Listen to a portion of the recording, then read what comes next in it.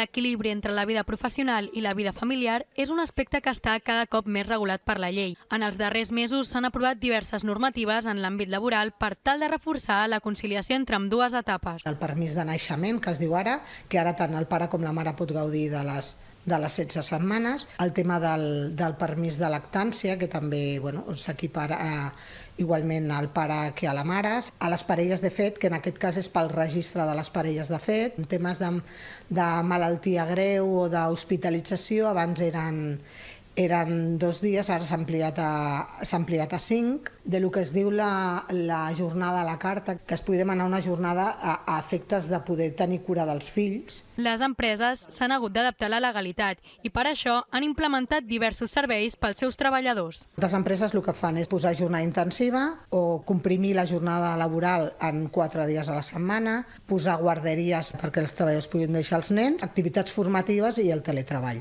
Tot i que aquestes facilitats s'han integrat recentment en l'àmbit laboral, la companyia CAAC Lloreda porta duent-ho a terme des de fa gairebé 20 anys per aconseguir que els seus ara ja 75 treballadors se sentin còmodes a la feina.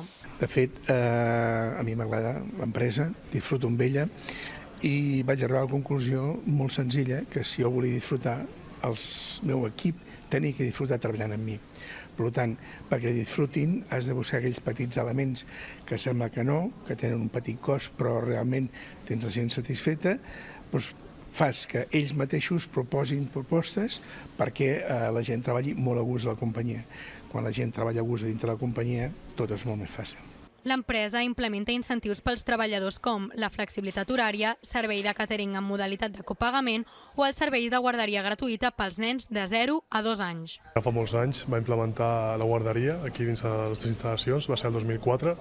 Han passat ja 75 nens per aquí i sí que sé que avui en dia les empreses et donen tiquets guarderia i altres avantatges, però que el punt de valor que té aquesta empresa és que la va implementar el 2004, fa molts anys.